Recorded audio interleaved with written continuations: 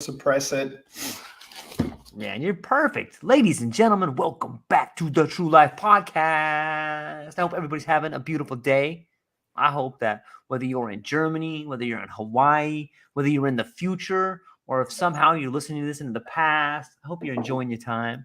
Got an incredible show for you. Back to the podcast is the one and only Sebastián Marincolo, author, philosopher, incredible human, my friend, all over the board. He's an amazing individual. I'm going to throw it to him right over here. He could probably tell you exactly what he wants you to know about him. I'll throw it to him so he can introduce himself a little bit. Sebastián, how's it going, my friend?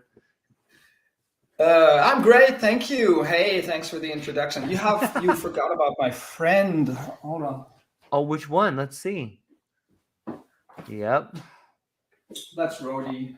Rody. Yeah, my son and my daughter love to ride on Rody. Yeah. Rody's awesome.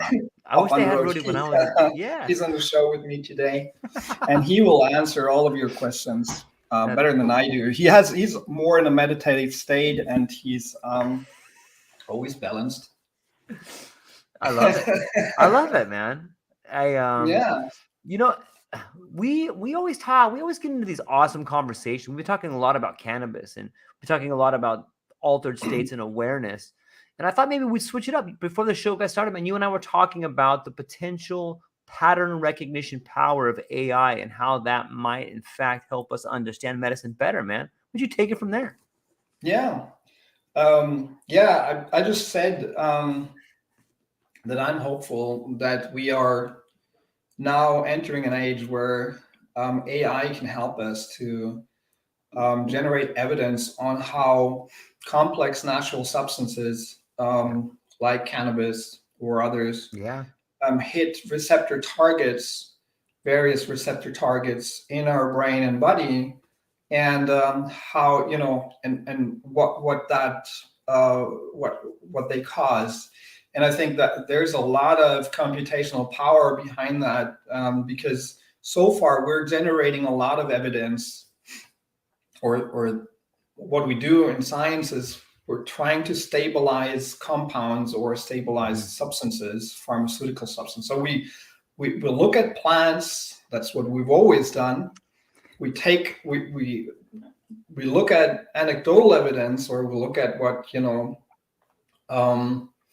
societies or shamans or others have said about this kind of tree or that kind of bark, and take the bark. And we know from ancient times that this may be good for reducing pain, and then we're looking for compounds in that bark, and then we find something like aspirin or so, which and as we find one compound that might be responsible for the reduction of pain. But then in the end, what we kind of know is that there are more substances in that bark which also help, and but it's science is more restricted as we see it right now when we generate evidence to one molecule. So I'm hopeful that we're now entering an age where we can probably better monitor and generate evidence on how complex compounds hit receptor targets in our bodies, and so to generate evidence on plants, and on things that we know. And I think it's interesting, if you look at the cannabis world, I always say that the fact that we have huge companies generating various kinds of varieties of cannabis is kind of evidence for the entourage effect, that it's not only the THC in cannabis, it's not only the CBD in cannabis, but it's other minor cannabinoids, it's terpenes and flavonoids that lead to a certain effect, and that different varieties have a different effect. So we I'd say we know that, but we're still trying to find out, is it true that this terpene, that limonene, or that beta-caryophyllene, or that this terpene leads to whatever is antidepressive, or is antidepressant, or that this is better for pain, or this is better for sleep? Because in the end, we don't know if it's like linalool alone, or if it's linalool in combination with a minor cannabinoid plus THC, or et cetera, et cetera. So we're working on that. But as we started the conversation talking about how rewarding it is sometimes to experiment with like ginger tea or other substances or manuka honey or so for, to treat yourself or to treat symptoms of flu or something. And sometimes you hit on something, you're like, wow, that's amazing. But there's not much evidence on it out there in studies. And so there is a huge gap. We kind of know that if we have a synthetic vitamin C, it's probably not as good for us as an orange, So Right. we all know that, basically, really know it. But we still lack the methodology and the computational power and the pattern recognition systems to actually generate better evidence. And I think there will be, and I'm hoping for a paradigm shift in the whole realm of studies, where we're going to different ways of generating evidence for that. And that might be, if that happens, and I'm seeing it already happening with companies coming to, serve for that matter, I see that we're entering a different age, and plans make a comeback. Yeah. It's interesting that you use the word paradigm shift, because in a different age, it seems that what we do as one, like when we see things one way, regardless of what discipline it's in, it seems like we see that in all things. And I'll give you an example. Like if we look at the world today that has presidents and prime ministers and, founders and CEOs, it seems like we're really focused on the one thing that steers the group. Like the same way we try to isolate THC to figure out what works on this particular receptor. But what if you're right? What if it's like, it's not one thing. It's like these 7 things working together to get this result. And like, in some ways you can see countries changing that way or businesses changing that way. What if once we figure out, oh, it's all of us, can that be a paradigm shift? Like maybe we're getting this new lens in this new age to see that it's not one, it's all. Can that be a paradigm shift, or can you see that same sort of thing, or is that just crazy talk? No. That you have effects like the butterfly effect, or so, where you see that a small, and especially in a world that is so hyper connected as we are now with the internet and with all the media, you see little ripples of energetic waves, so to say, happening in a place in Egypt or in that part of the world, and suddenly you have in the whole region, you have a revolution starting up, a democratic revolution or something. And so things are going fast, and they're not always leader driven. They're sometimes driven from little communities or people connecting. And so I think this is a fascinating world to live in, because because of that hyper connection and because of the speed of the traveling signals, things can change rapidly. And it's almost unpredictable. I mean, it's anything can happen. So, but in a way, that's kind of frightening, because there are a lot of dangers out there now, and with the climate change and nuclear weapons and the wars happening, et cetera, et cetera. But then also we have a lot of tools, and we have a lot of intelligence out there, and capabilities of people, of amazing people.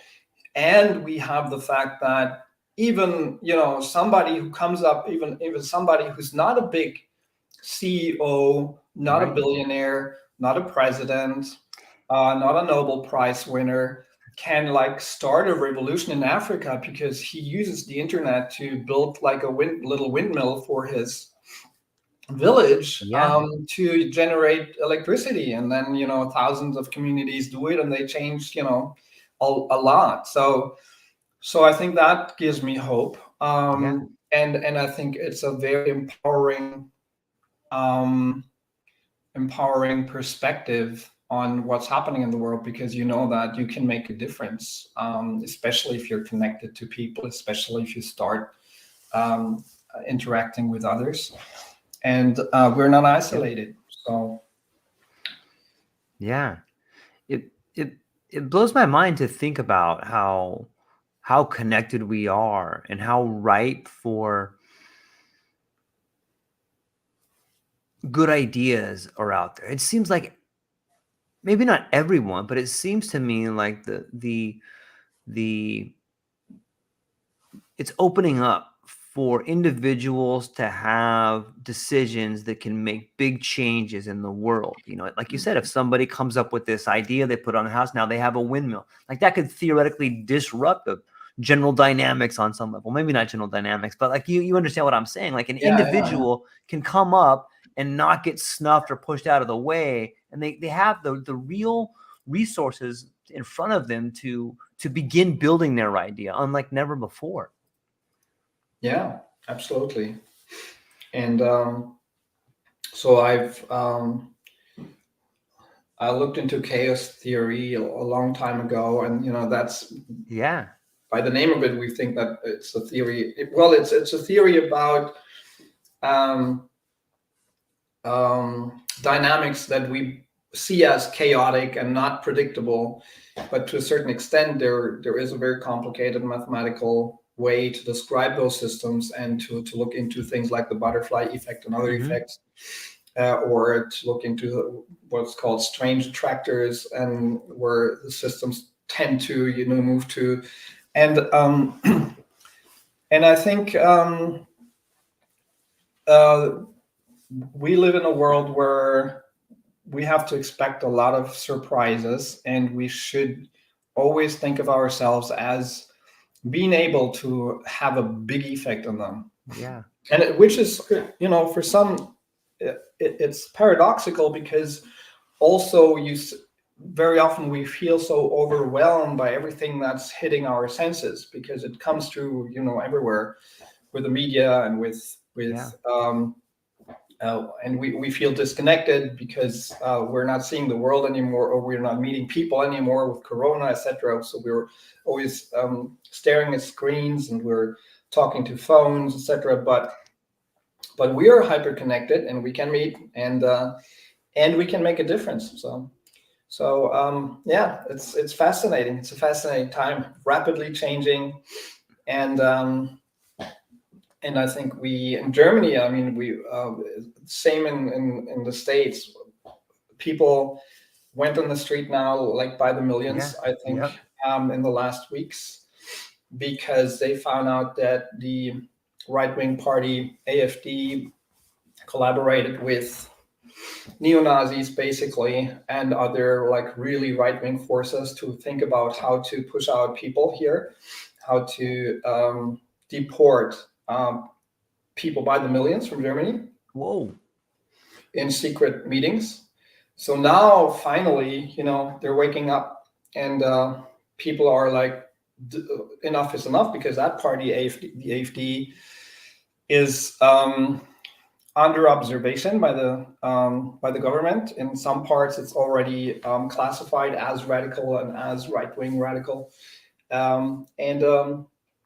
so now people are standing up and say, "This, we can't take this anymore." This party already has like 20% of the population on their side.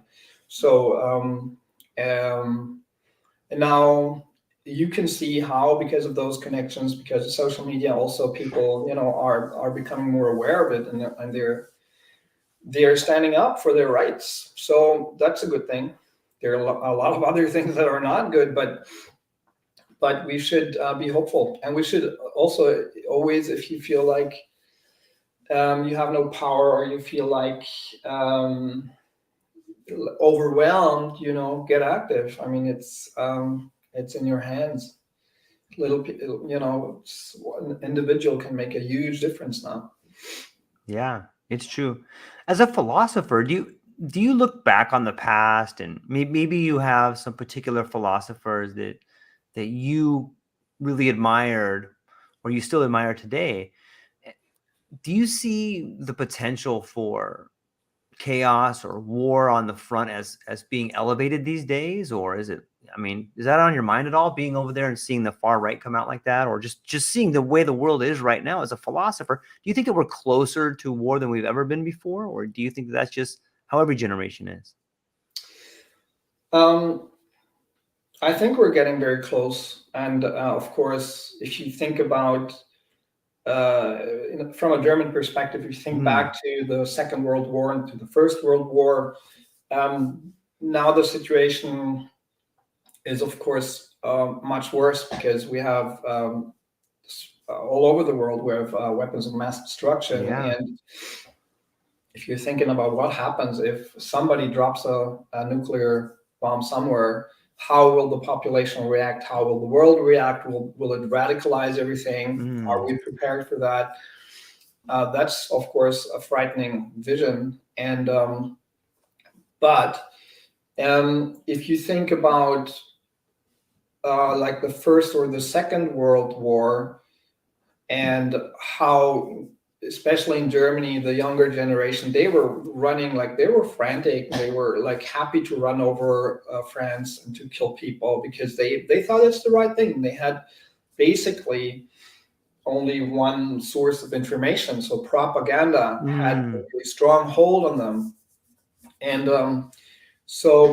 but now we're in a situation where we have multiple sources and we are at a completely different point of education. People have been brought up here, and in most other countries, they have not been brought up in such an authoritarian way. And,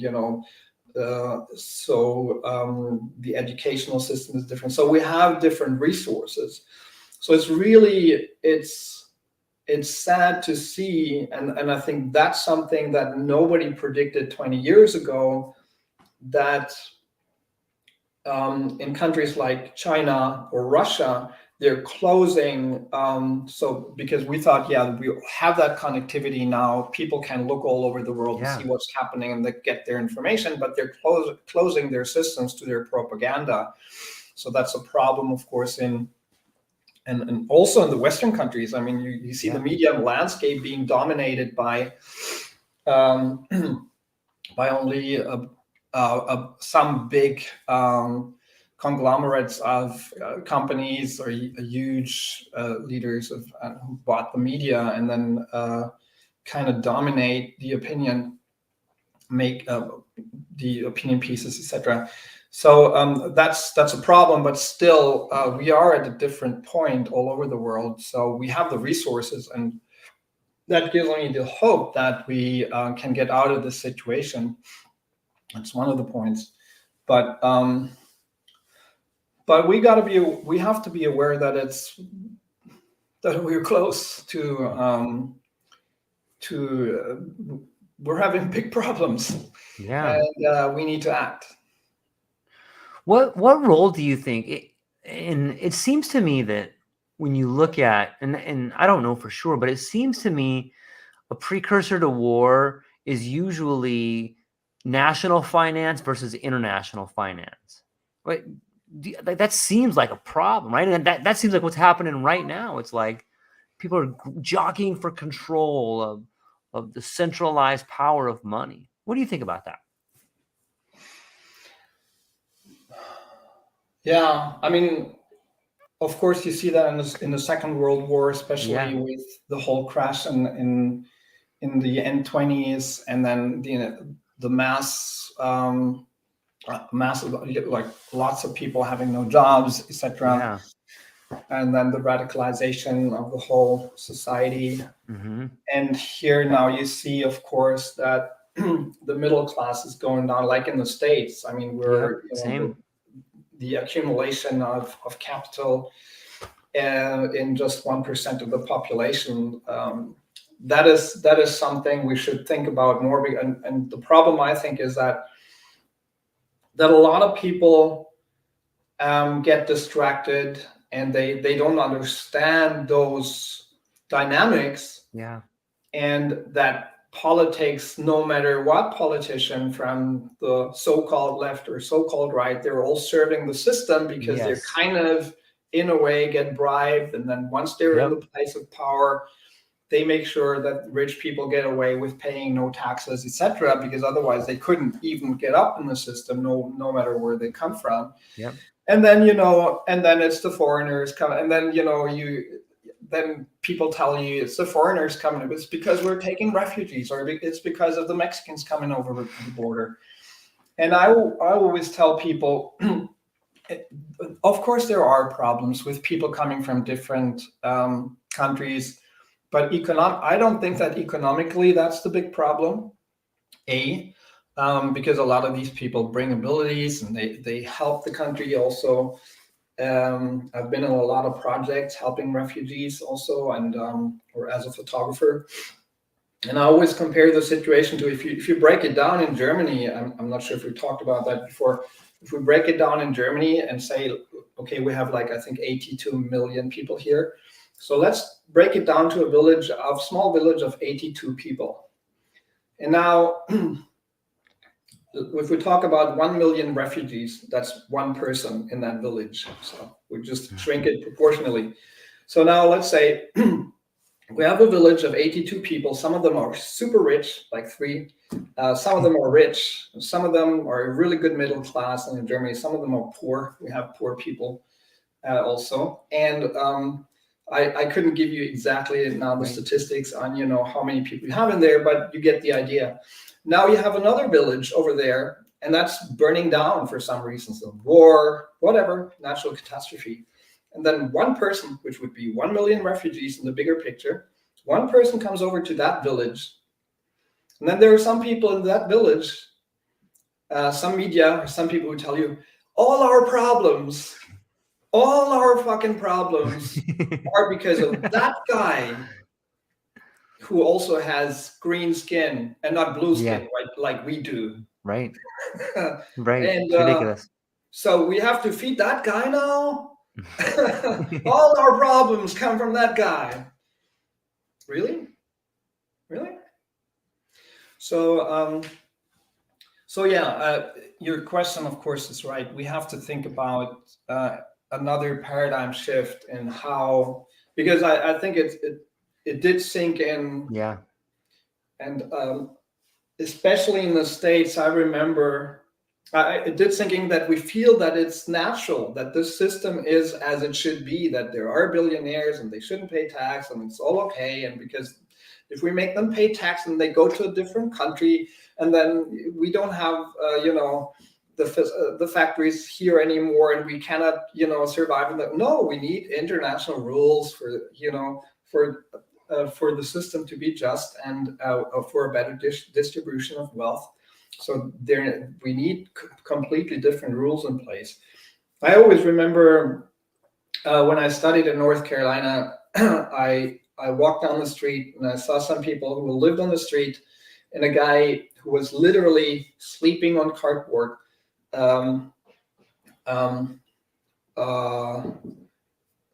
besides the road, got up because there was a white Mercedes limousine, I think, or white, bigger, whatever, Mercedes driving by, and he got up and he was like, when I'm rich, I'm going to drive that car. Nice. So it's not like, hey, maybe we should think about a better distribution. Why do some people have so much money and don't, have to pay taxes? But it's like, I'm going to be in that place, I'm going to be the one, and other can be poor. So, it's like, so there's something deeply wrong, and we need to change our mindset about that. Yeah, I'm hopeful that it happens. It does seem like, when you pan back and you try to look at it and try to fix it, like no one person can fix a problem this big, but you can fix yourself. Like, you can change your mindset. And maybe that's the answer. Like, saying to yourself, like, look, I've got some things I need to work on. And the better I can work on my things, the better society is going to be. But it's so much easier to be like, we got to go get these people. We got to get those people. Instead of looking at you on the inside and understanding that you relate to the world in a way that is problematic, it's much easier to point the finger and be like, it's the green guy, or it's the rich guy, or it's the poor guy, or it's the gay guy or the straight guy, Right. and it seems like that division, and now we're back to propaganda on some level, because it does seem like people in positions of authority like to fan that flame a lot. Like, hey, don't look here, look over there. Yeah, exactly. Yeah. Yeah, that's a problem. And it's interesting. We just had a conversation here about somebody who's having real problems, like a friend of mine, with alcohol and not being able to change the pattern of alcohol abuse. And so we talked a lot about that. And I looked into, I read a story of a journalist who also talks, and she talked about how, that she went down that road and drank more and more, and how she went to party and lost control, etc., etc. And it's interesting to see that it's, especially with alcohol, you see how hard it is for many of those, for many people, and of opiates and opioids, of course, also, to get off those substances. But what I find interesting is that if you talk to some people, they come to a point where they just say, enough is enough. No more of that. Boom. And they get away from it and they change their lives. And and if you ask them, what was it? Was it a friend? Was it a therapy? Was it in that one? The journalist that I just talked about, she said she can't really tell. She can't really tell what was the factor, but she just said that she just had the feeling that was just one time too much, and now she's over it. Now and this is something that I feel like with nutrition, when you go down the wrong road and you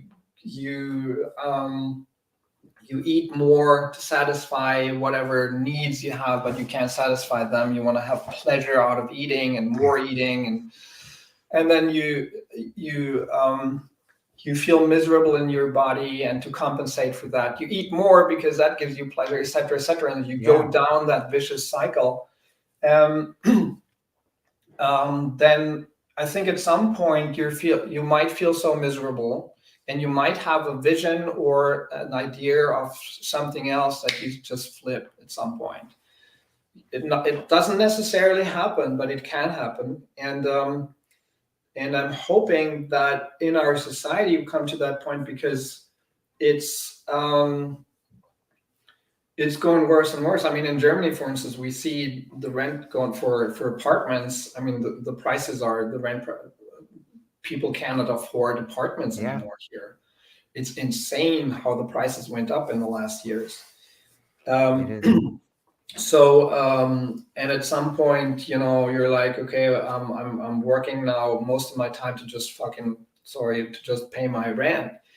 And so the whole system comes to a point where, I mean, they're trying to put the brakes on it, but it's not really working. And the whole dynamics of the capital working its way upward is basically still in place. And I think it's interesting to see how, as a society, we will react to that, because in the next years there will have to be a big reaction, so a systemic reaction, and not one of, oh, these people, it must be them, or it must be them, or I must have a little bit more of that won't do it.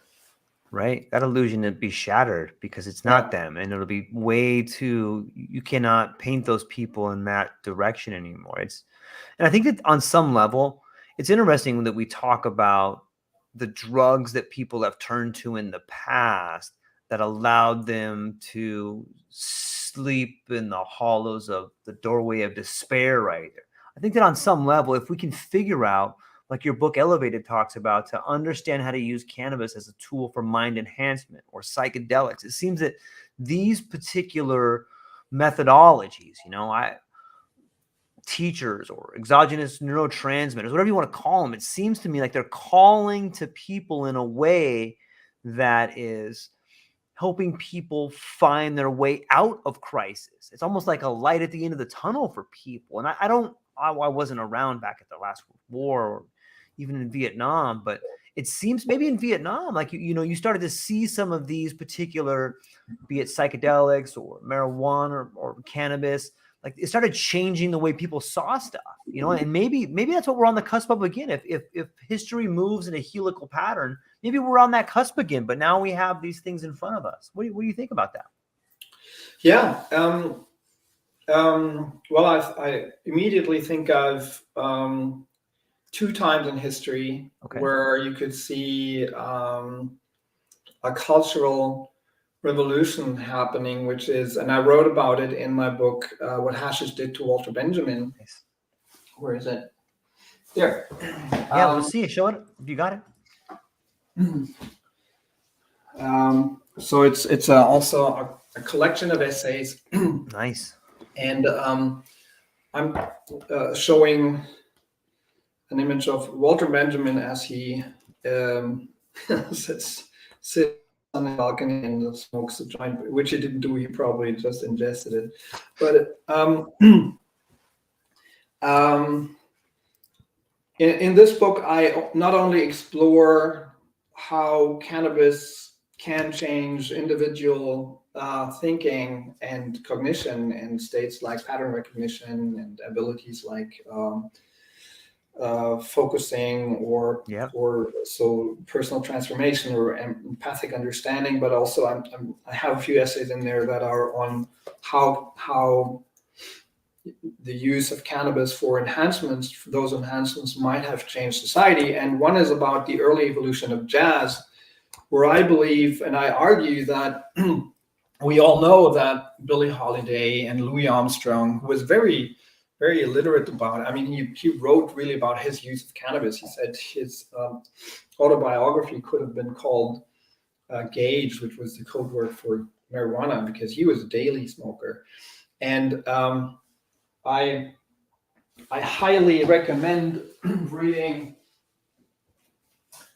Milton Mesro's book, Really the Blues, Nice. which is he was I think at some point his manager and a colleague who played also a great saxophone and other instruments, and who wrote about the whole jazz scene and about cannabis use. It's an amazing book.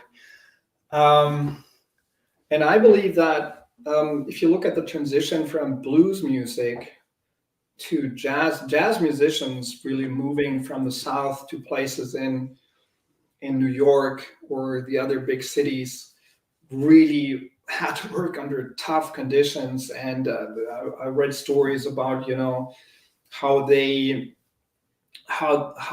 they left their apartment and then to leave their wives alone because they had to hustle and they had to, prostitute themselves to help them to survive, etc. So that was a tough time. And then comes cannabis, and the music turns from blues into swing music and gives them energy and helps them to overcome their traumas.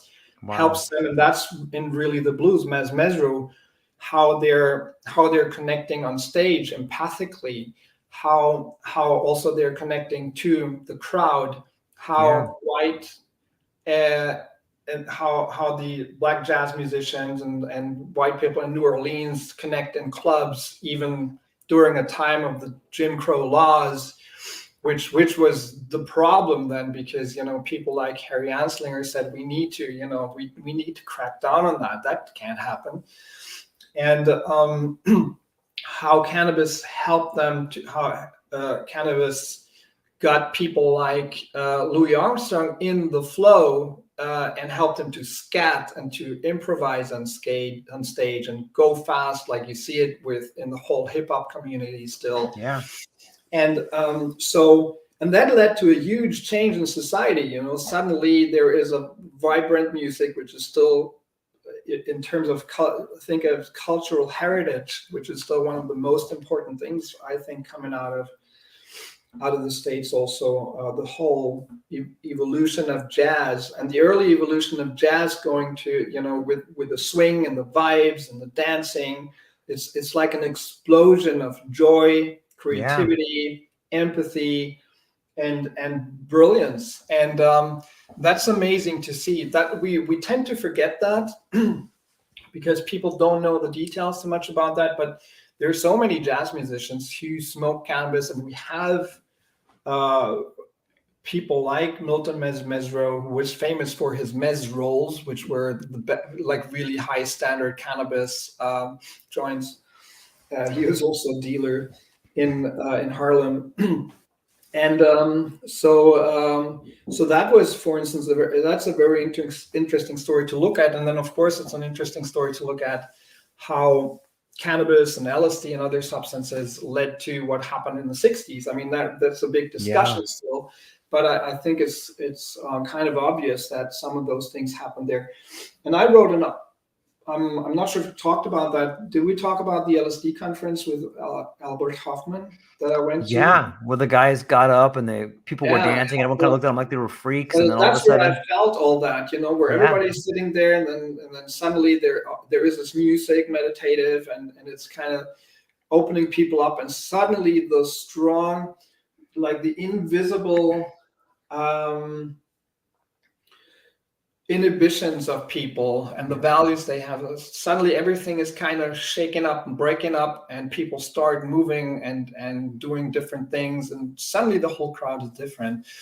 This is something that gives me hope. This can happen. It doesn't necessarily have to happen, but it's something that can happen in a society that's so well connected. Yeah, I think there's a lot of evidence for it. I was thinking today about this whole psychedelic renaissance that we're in, and I looked back and started thinking about some of the bands and the electric Kool-Aid acid test and all of these people that started finding their way into the first wave that came up in the 60s. And I thought to myself, I wonder what was the average age of the boomer when that popped off. Because we have this other class coming up, like the Zoomers, that are another big class. And isn't it interesting that psychedelics are finding their way in? I wonder if there's a correlation between the average age of the boomers when the first psychedelic movement exploded and where the next generation, this next big generation, is right now. Because it seems like we're, every 100 years, you got 1920, 2020.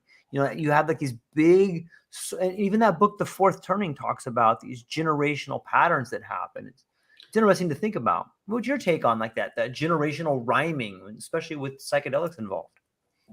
Yeah, I'm sure that is a big factor in how the dynamics plays out. And of course, there are many other factors involved on where the society is, and because if you look, for instance, at the cannabis prohibition, marijuana prohibition, we see the cannabis prohibition,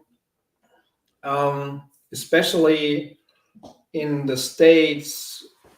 I remember an interesting interesting take on it by a historian. I'm not sure if I remember the name now, but he said that Anslinger basically had a very small agency. He had only like 300 agents or so, and in the 30s, and he drove down a highway, and he looked over fields and fields of cannabis, that were still grown then, and he was like, how am I going to control that? And so basically, he came up with the conclusion that he has to start a big campaign and that disinformation campaign, and he spread lies and he spread disinformation through the media, through the mass media, through newspapers, etc. And that cannabis will turn you into a killer, etc., etc. And all of these myths about cannabis are still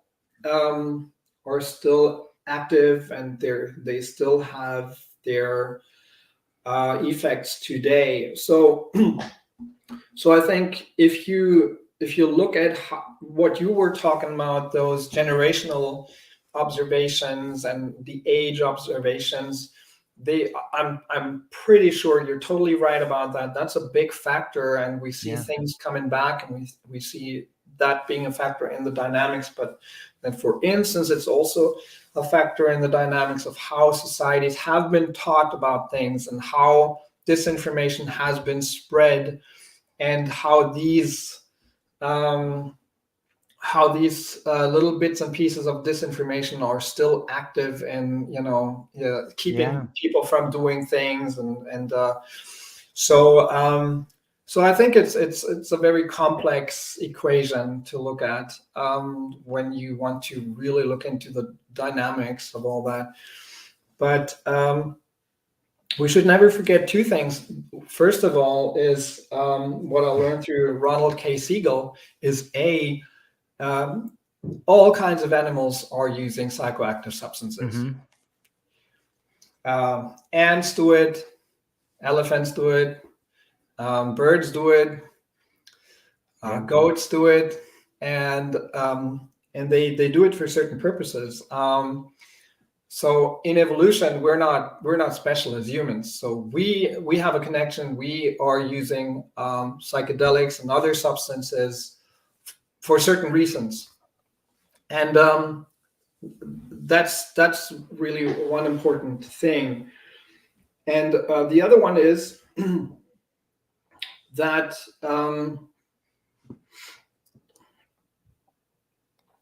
let me think. I'm not sure if I lost the thread. Yeah, here. Take your time.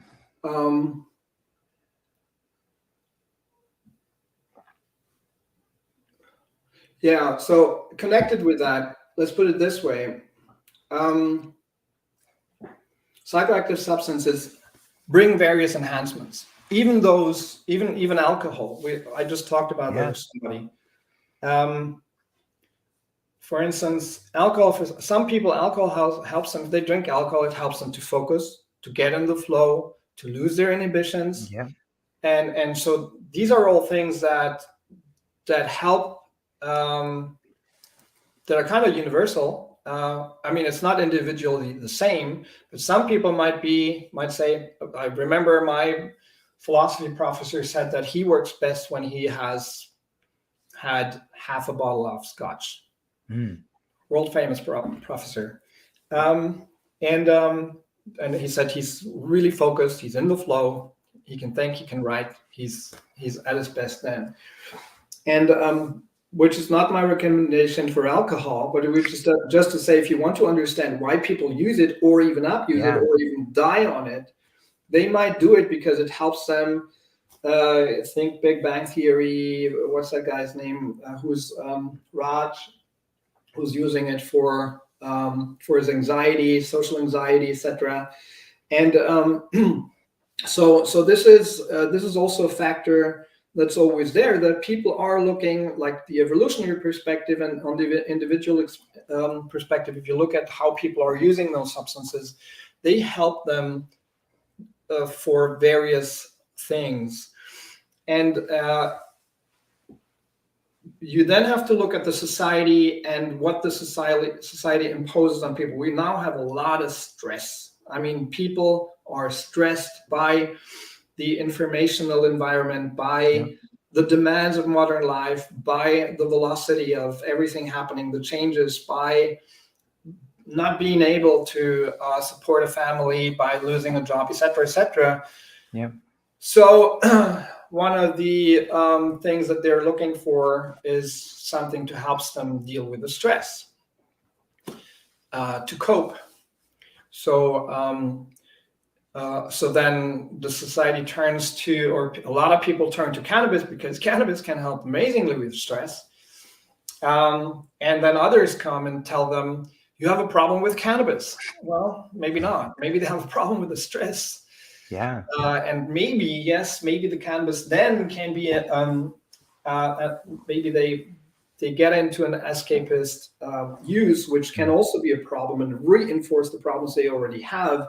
But the original problem is not cannabis. It's not like very often that's a point about addiction or substance abuse behavior or disorder is like the standard view, or so to say. Many people think about it as there's a normal person with no problems, and then there's a substance like a very addictive, bad, evil substance coming from the devil, and then the person is going down. Right. And of course, we know that's bullshit. Yeah. So that these are, to sum that up, I mean, we have to think about the evolutionary perspective. All animals have always used various psychoactive substances for various reasons. That is part of our DNA, so to say. And these substances can help us with various cognitive abilities. But of course, we need to understand and we need to intelligently work with that, because even if alcohol, for instance, helps me to focus as a writer, for instance, I have to be aware that it destroys my health to a certain extent, and then I have to make a choice. That's an advantage with cannabis. It's not toxic in that sense, and so we need to have intelligent regulations, and we need to have intelligent individual approaches to it, which is why I wrote The Art of the High, which is to help people to use a high for those mental enhancements, and to get away from abuse, and to really control the risks better. Yeah. There are risks. Yeah, without a doubt.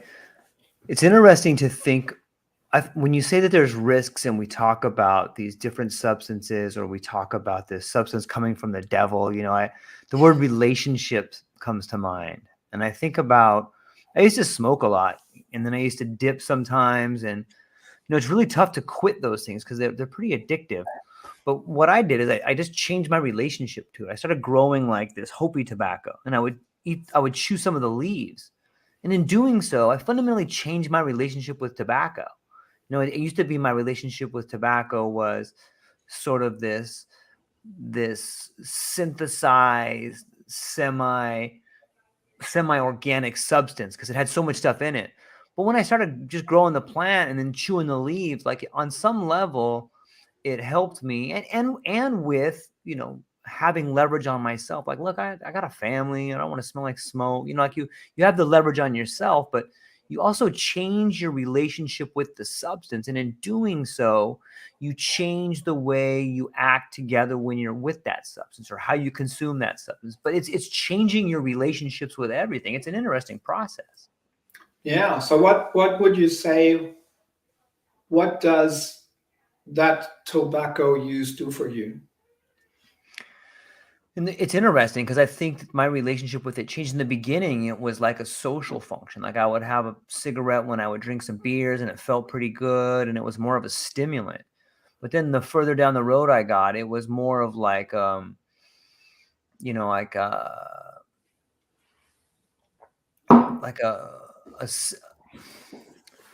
of like a calming, like a sedative. I don't know if you can say it's more of like a satisfying sedative. Not that I was going to fall asleep, but it was more like a focusing, mellowing out than it was more of like a woo, I'm partying and stuff like that. So, maybe there's something that happens along the lines inside your body that changes as well. What about you? What do you think? Well, I'm asking because I think I'd like to make a general point about it. I think it's important to become aware, to reflectively think about your use of substances, but not only your use of substances, but also of media, because addictions run all over the place. We usually think of addictions in terms of substances, but of course we're addicted to whatever, shopping, to internet, to social media, etc. And think about people who, reports of people who visit friends, and then they're like, oh, I have to go to the toilet, but they don't really have to go to the toilet, but they need to check their Facebook or something obsessively. So, and I think it's really important to be aware of it, what you are using, whatever, alcohol or cannabis or LSD or television or whatever for. Yep. And then to look into risk benefit analysis, or the whole, how much does it help me and what does it take away from me? So is it really good for me to watch? I'm working until 11 in the evening or PM, and then I need to come down and I'm watching news on television or something, and I go to bed with all the negativity of whatever. Yeah. But I'm I need to stop my, like, the whole internal, the whole thinking and obsessing about problems. So I think in Castaneda's word, I'm stopping the world. I'm trying to stop the world by watching the most negative things about the world. And so we need, once we become aware of those things, it really helps. I mean, it might help to watch television to stop me from thinking obsessively about my problems, because it may not be a problem that there's a flood in India or something. But then I should think about, is that really how you want to stop? Or maybe you want to do a meditation. Maybe that's a better way to come down. And I think it's the same with substances. And if you think about, if you come to the conclusion, well, this kind of tobacco use is, I'm doing it for whatever, relaxation, for focus, for the taste experience, then you can also make a better choice about whether you want to keep that. You're like, well, the taste experience is so important to me that I can deal with everything else, with the negative, whatever impact of nicotine, et cetera, et cetera. I make a conscious choice about it. Or you say, or maybe you come to the conclusion, well, if it's, for instance, if it's just a taste experience and the sedation that I want out of it, or the little moment, well, maybe there are other ways, maybe, maybe I can replace that with something that's healthier to me. Yeah. And I think this is the kind of mindfulness that we should have, and that we should arrive at. But the first step is an introspective process, is like to be able, and I feel that a lot of people, and this is also what I've tried to do with my The Art of the High, is to give them a vocabulary to talk about their mental states. What is it? And to get an overview of the possible enhancements, but also risks. Like, just one example, if you smoke or if you inhale or consume cannabis, you have an enhancement of episodic memory retrieval. So sometimes you feel like it's what's happening with LSD as well. Sometimes or with other substances, that you feel like you relive moments that you had like 20 years ago or as a child, and like you can see everything, you can feel everything that happened, and that's an incredible value to your life. Now, again, once you understand that, and once you are able to conceptualize that, you can put it on your list and say, see, this is something that cannabis gives me, and or whatever substance gives me. And then on the other side of the list, you have, well, but that substance may lead to this and that, or it may lead to some damages or some risk, or I do it too often, or I get a problem in my relationship with it, etc. And then you can come to a better evaluation of your use, and whether you should maybe replace it. And again, I think I said that before, but I think what is central to my thinking is also the notion of coping, because we are using a lot of psychoactive substances as coping strategies. We want to cope with stress, for instance. We want to cope with post-traumatic stress. We want to cope with our depression. We want to cope with our anxiety. And I remember from a conference on mobbing and suicide, I think it was, that somebody said, like, a teenager who comes to a therapist and says, here, I'm I'm using a knife to hurt myself, when I'm in certain states of despair, as a therapist, you're doing the exact wrong thing if you say, hey, you freak, stop that. What you should basically say, like, what? What are you doing? Pervert? Go out of here. I don't want to see that. So what you should do is to tell that kid or that adolescent, like, hey, congratulations. Mm-hmm. Congratulations. You have found a way to survive probably because of mobbing or post-traumatic stress. You are falling into states or you're falling into moods where you can't feel your body, where you feel desperate, and you probably also feel suicidal, and you want to jump from the balcony. You haven't done that because you have found a coping strategy which is cutting your skin, which makes you feel alive. We know that if you cut your skin or if you hurt yourself, endorphins are released. So you come to your senses. You're probably a little bit happy or something, in a weird sense that we wouldn't, but it's happening, and maybe it takes you through the suicidal stage and helped you to survive. So congratulations, really. But maybe we need to think about slowly replacing that coping mechanism with something that helps you to not hurt yourself, but to still cope with whatever problems you have.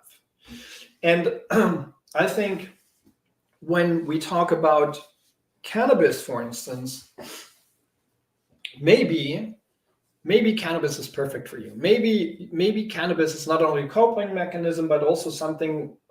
That's how I feel about myself. Where I feel I don't have a problematic relationship with it. I've never felt like I'm doing too much. I never felt I have a problem in my relationship because of it. I never felt like I'm using it with tobacco and hurt my lungs. And I get those enhancements and I know how to use it. So I don't feel like I need to replace that. It just gives me something, and the risks are really low. And, the only problem is the society as it looks on it. But so sometimes you might find that what you're doing is just fine. Maybe, but also maybe, if you feel like you've been using cannabis to cope with your with the death of a near one.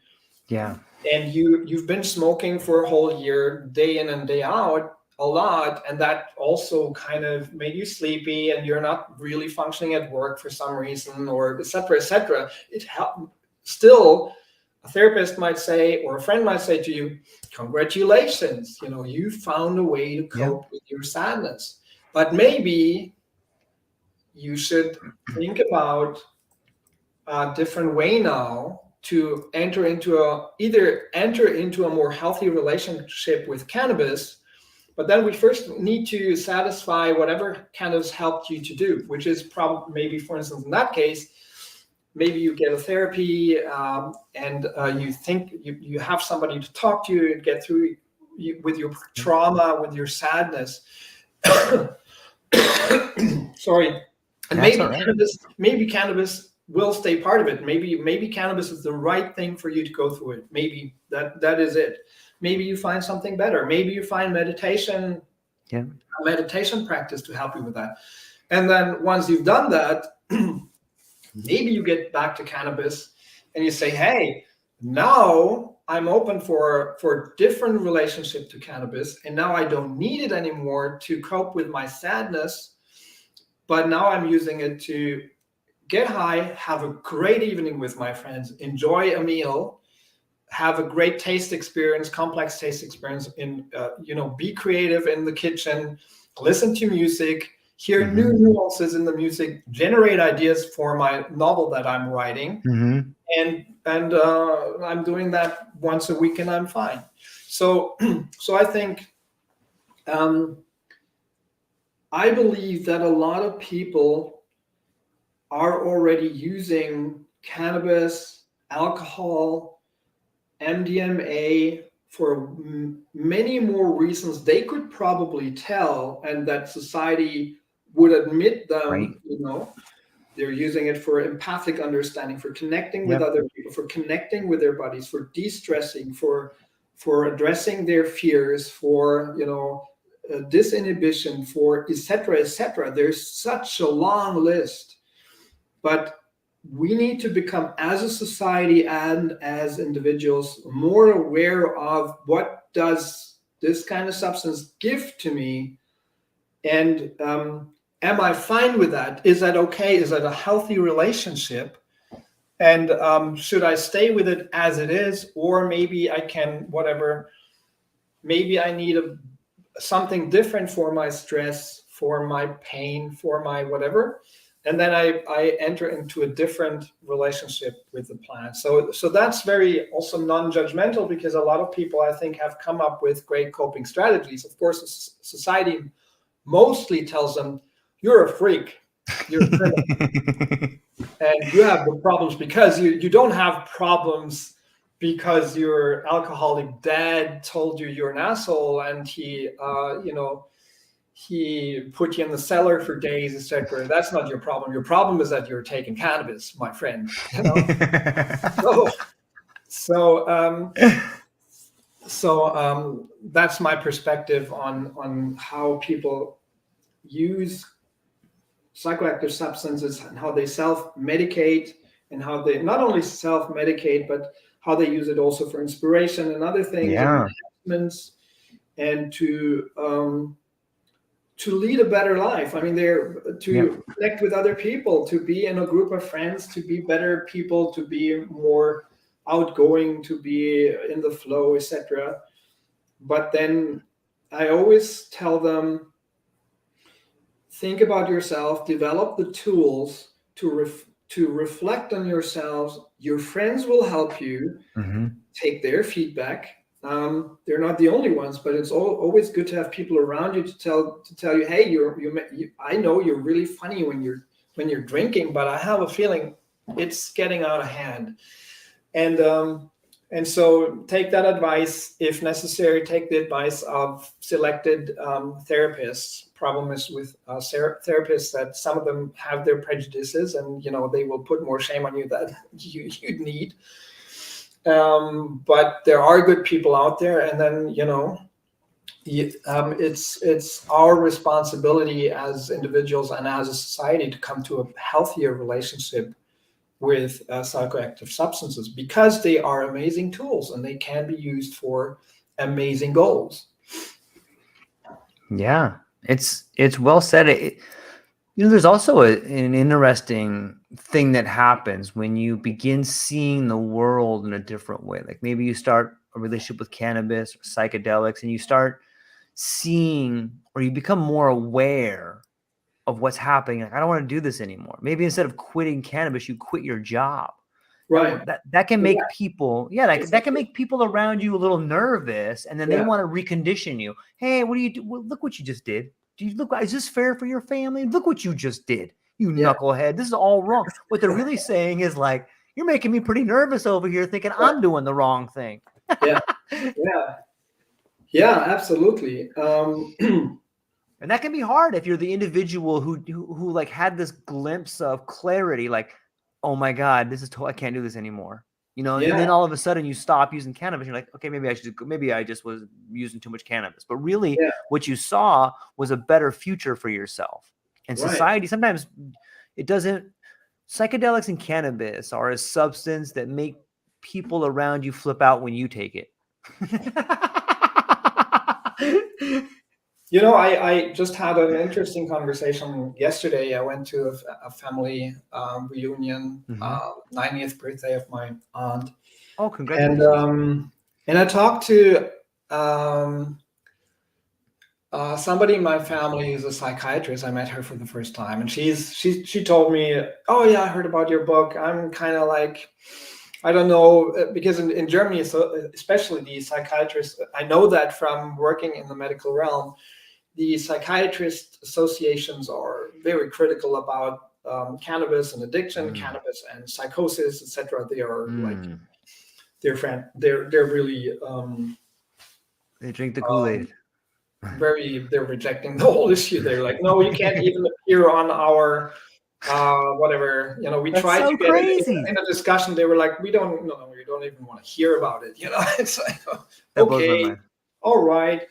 So it's like, Yeah, exactly what it is. That doesn't seem like very adult. But They should disqualify him. Yeah, I don't want to yell. I heard it's dangerous, and I don't want to know about it. So yeah, okay. And then she asked me about what I'm doing. We met for the first time. She's very nice. So it's not like. But then we ended up, and the dynamics ended up a little bit like what you expect from a psychiatrist. She's asking, and she's not giving you she's not telling you, hey, you're a neurotic whatever bastard. That's not a psychiatrist, but she's asking questions that go in a certain direction, right? Telling you. Yes. Sorry. So she was directing me to, and I could see that my point of view kind of challenges, of course, her fears, worldview about cannabis, etc. And then she got a little defensive and steering into the direction of, don't you think you have an unhealthy, well, you're still, okay, you had so much problems working as an author, and, your books was tough to write, and you didn't get funding, and then you worked in the medical industry, and yeah, you helped those people, but then you had problems with that company, and then you did this, and you had problems with that, and society does look down on you, and you're still on the subject. Don't you think you have an unhealthy, obsessive relationship with the substance, with cannabis? What's wrong with you? Don't you see that something is wrong with you? And I was like, well, the thing is, or actually I didn't come to it because we were always interrupted by kids. So it didn't, it kind of ended, I was making a bit fun of her, and I said, yeah, I'm still trying a little bit. And if this doesn't work out, then I'm coming back to you, and you're going to heal me from my obsession with cannabis. And then I'm going to be fine. And we laughed. So it was a cool conversation. But I think that's an interesting encounter, because I think that so many of us who are working in the psychedelic space have those encounters. Yeah. And it's, and from my point of view, I try to put my real response in a nutshell now is that I started to work on the subject because I felt like cannabis gives me something, but also my research focus was always on consciousness.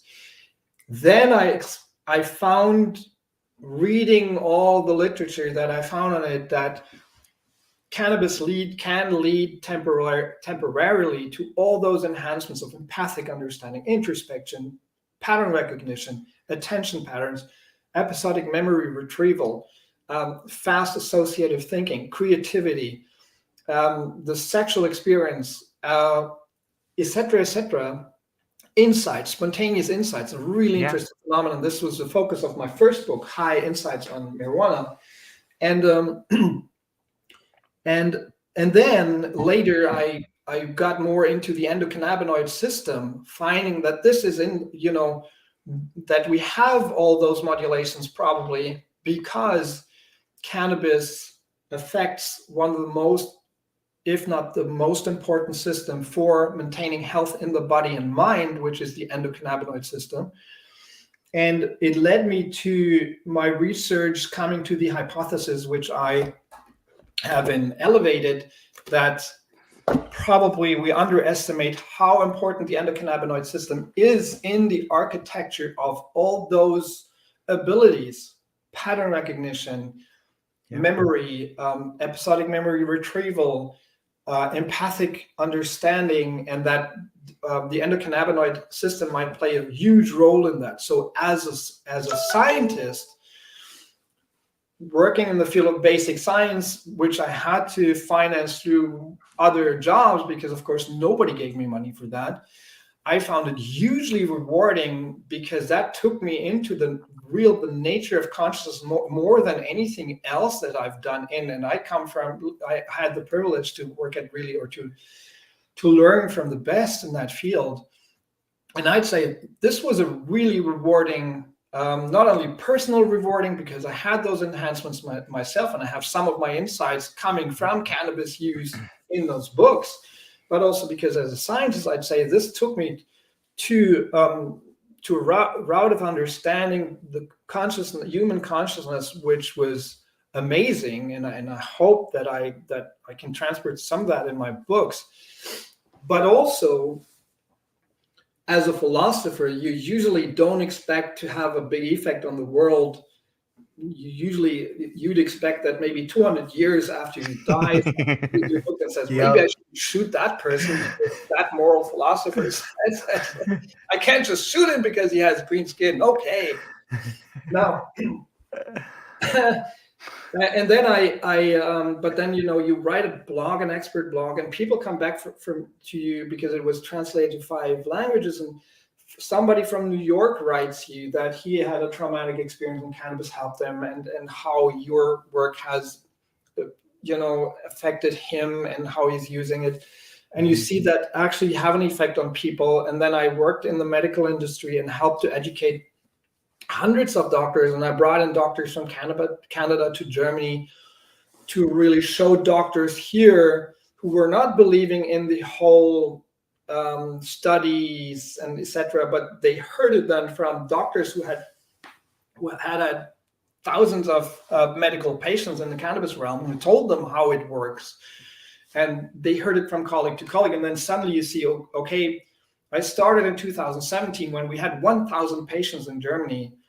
Now we have, I don't know, 150,000 patients. I kind of lost track, but it's getting up, and all those people have a fundamental effect on their lives. I mean, those medical patients, most of them, for them, cannabis use changed their lives if it's the effect on their pain or whatever. Yeah. So it's hugely rewarding to work in that field, but you always have to confront people who tell you, you're still on that, are you not in an unhealthy relationship? And why are you doing that? You could build a house with, selling tires or cars or guns. Yep.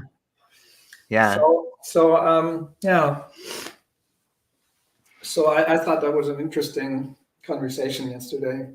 Yeah, it reminds me of the inner dialogue sometimes, of the old ideas that come up to you that no longer work. And so how do you deal with that? Like, okay, you have this thought that comes up, yes, and yes, but that doesn't work for these 10 reasons, and it just seems like so outside is so inside. Sometimes you will bump up against the people that are like, listen, don't you see don't you see this? You're like, yeah, of course I see that, and I'm still doing it. Like, that's how much I believe in it. Like, and people are like, you're out of your mind. What's wrong with you? But when I look back at some of the people that I admire the most, whether it's, you wrote about Armstrong and Benjamin and and there's so many great things in the books that you wrote about people who, Carl Sagan, Grinspoon, all these people that believed in something in this relationship, regardless of what everyone around them said. And some people had the weight of the world on them, and they still move forward, and it still helped them. And sometimes it helped them through the most difficult times. If you find something in your life that is a real ally like that, it's hard to explain it to people who have never had that relationship. I think that's what a lot of people aren't getting, whether it's the psychiatrist, or if you look at psychedelics today, there's a lot of people who are trying to help people with psychedelics have never taken a psychedelic, so that they can read the literature, but they don't thoroughly understand the experience. Yeah, true that. And I believe it's important. I talked about the evolutionary perspective before, that all animals are using psychoactive substances. And then to tell people you are talking to to make them understand, because they're trying to use the drug, especially in the German language, a drug. In English, you have still drugstore and terminology being used in a bit more innocent way. In Germany, a drug is always like a pharmaceutical substance or an illegal drug. So we kind of, in Germany, even journalists from all places would use alcohol and drugs. Alcohol, for instance, in Germany is not a drug. It's not. That's a drug. So crazy. Same in the US. They have drugs and alcohol. Alcohol is a drug. Like, what are you guys talking about? Why do they separate that? It's one of the hardest drugs. Yeah. But so I remember, I'm not sure if I told that anecdote before. I was standing and talking to that one guy, and he asked me what are you doing, and I told him about my books, etc. And he's like, well, I can't say much about it because I've never used the drug. And he was standing there, and I'm not kidding you, and I'm not exaggerating anything. He was standing there. He had an espresso with sugar in front of him. It was in the evening. It was a party with a lot of sugar, and in his hand was a glass. Who was, I think, a vodka Red Bull and a cigarette. That's hilarious. And it was like, I looked at him, like I looked at him and I was like,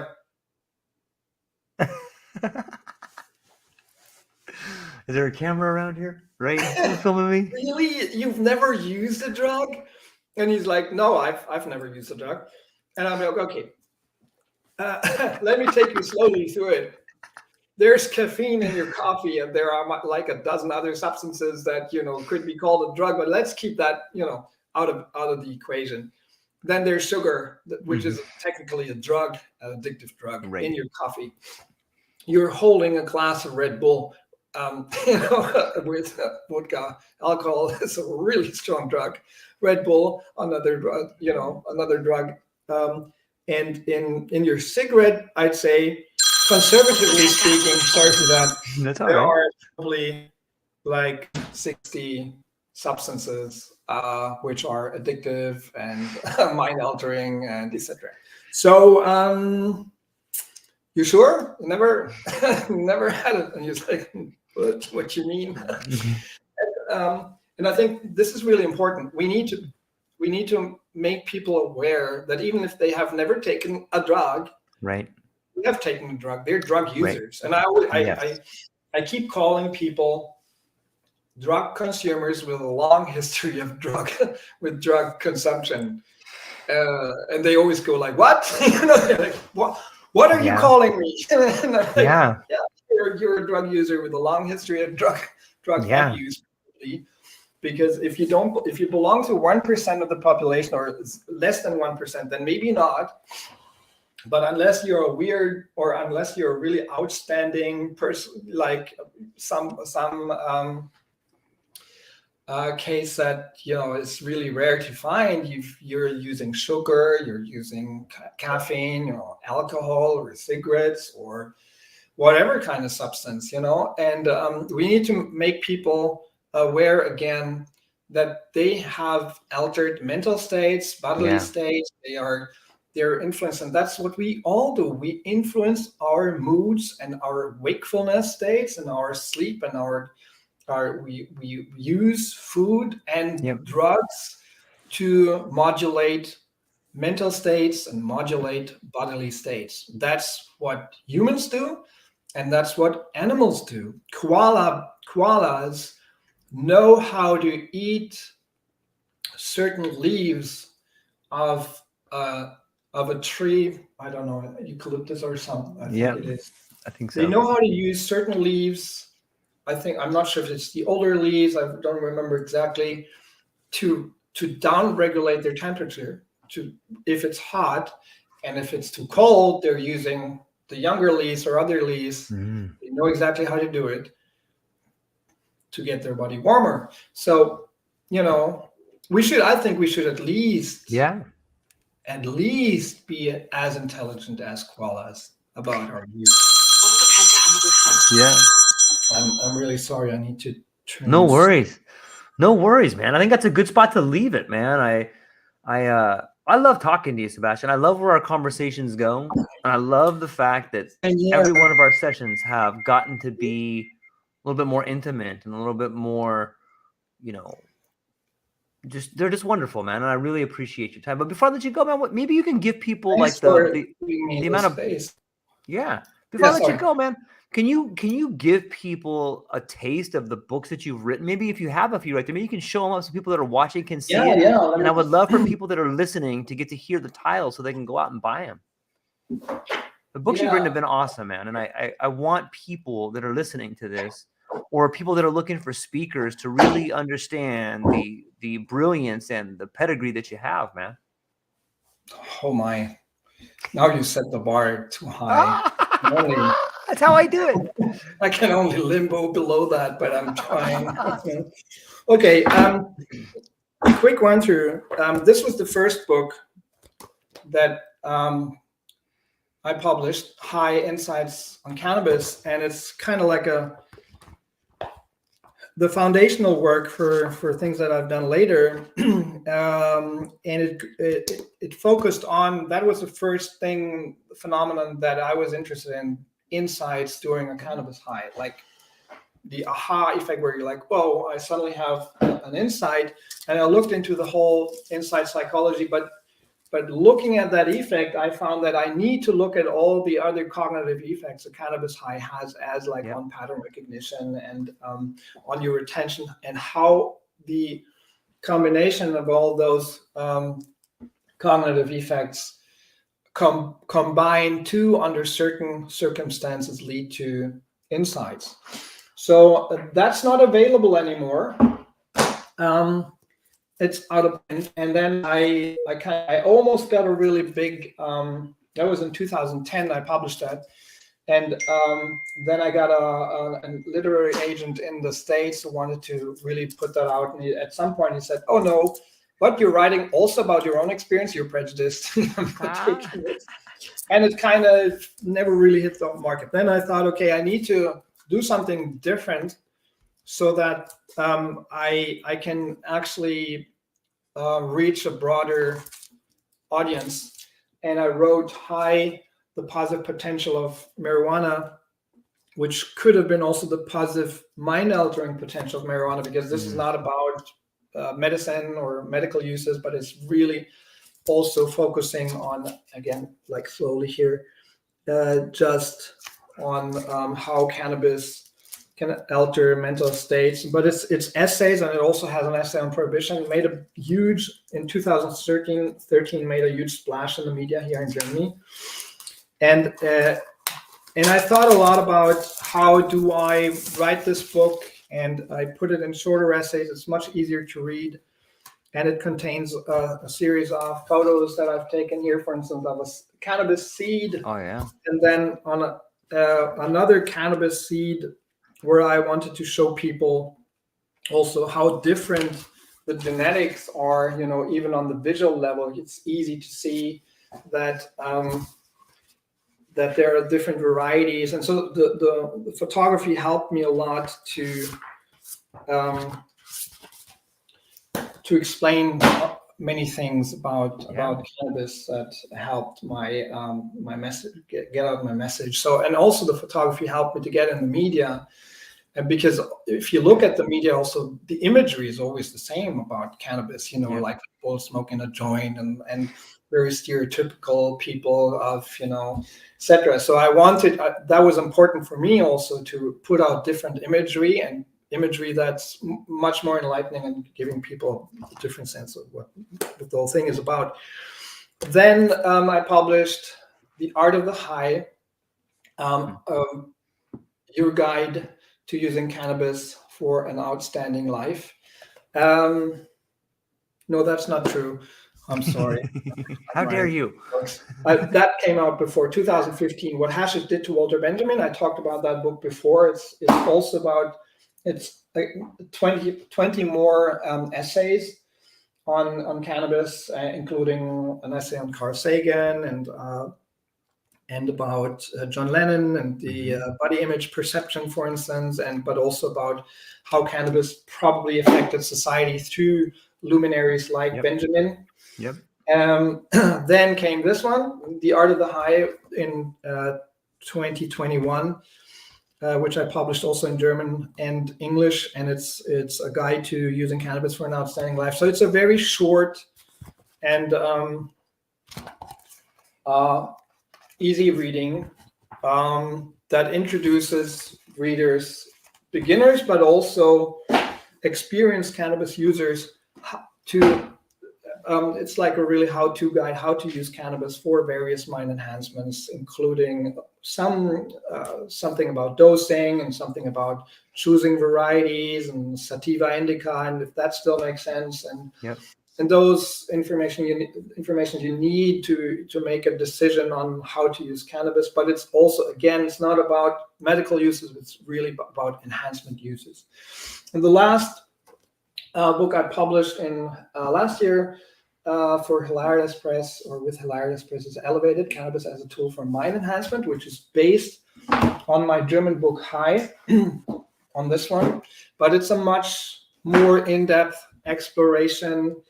It's still written in a popular scientist style, popular science style, so it's I think good to read, but it's much more detailed about the cannabis enhancements. It also has an article on the cannabis prohibition, but I think that's the one to read now if you want to get a good overview of. It doesn't contain everything in my research, but it's a good overview of my work, I think, and an in-depth exploration of and also new stuff, new essays, 3 new essays on cannabis and addiction and the endocannabinoid system, the hypothesis that I put out on the endocannabinoid system being probably one of the most important systems that underlie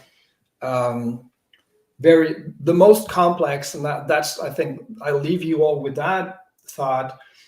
I find it also, we come back to artificial intelligence now. I find it interesting that we are seeing enhancements of the most complicated core human abilities and highest developed core human abilities during a high, creativity, and most defining human abilities, mental abilities, creativity, introspection, empathy, and our ability to come up with great insights. Yeah, that makes me think. So, and the endocannabinoid system might be underlying all those most complex human abilities and might be an important factor in sustaining those abilities. So so that's Elevated. And again, as a society, we have suppressed, prohibited this plant for 100 years or so. So that may give us something to think about too. Yeah, isn't it interesting that over that same period of time, we've had a lack in creativity, a lack of introspection, a lack of empathy. It's like that. Yeah. It's kind of fit right on top of each other, isn't it? Yeah. So, ladies and gentlemen, I hope that you have a beautiful week. I hope that you realize no matter what's going on out in the world, you can become a better version of yourself. I hope you understand your relationships, and I hope you choose to rise above the riffraff and find a way to make your life beautiful. And you can do it. Maybe it's as easy as getting up 5 minutes earlier, or going for a walk, or telling someone you love them. I hope you choose to do all of those things. That's all we got. Go down to the show notes. Check out Sebastian. His website will be down there. Wait, where can people find you, Sebastian? You still got the same. I know you got a website. Can you put that out there for people? Yeah, it's Sebastián Marincolo .de, and I'm working on my blog currently. I'm gonna put it up again soon, but it contains a lot of information on my books, and you get all the links to my work there and all the information. Yeah. And I know a few people have been they've been hitting me up looking for you. Are you still consulting and going out? I don't know. I think you were coming to Canada or the US. I don't know if you've came or you're gone, or if someone wanted you to come and speak at an event, is that something they could do by reaching out to you, or you? Y'all book Yeah, definitely reach out to me, and I'm happy to talk about. Also, Right. I'm working on workshops based on the art of the high, and I think what's probably really interesting to people is, of course, the whole general overview of the enhancement uses of cannabis, to come to a better understanding, also for people who are working with addiction, Yes. but also from the psychedelic field, to understand why people are using it, how they are using it, what's the science, what do we know about the science behind it. But I'm also specialized on, a part of that is to how to use cannabis for creativity. And I think it's a very complicated matter, but there are some easy ways to help people, if you're a musician, if you're a writer or so, to come to a really better and incredibly productive way to work with cannabis as a mind enhancement tool for creativity. And so if I'm working on to prepare workshops for that too. So if you're interested, please just reach out to me and we'll see. Yeah, I know Psychedelic Science 2025 is coming up. And my friend Ben is watching. You should get Sebastian over there to be giving presentations, man. I think that I think there's so much that people could benefit from your work, and you always seem to be 5 steps ahead, man. It's always a pleasure talking to you, and I hope everybody goes down to the show notes, checks out Sebastian. That's all we got for today, ladies and gentlemen. I hope you have a beautiful day. Aloha. Thank you.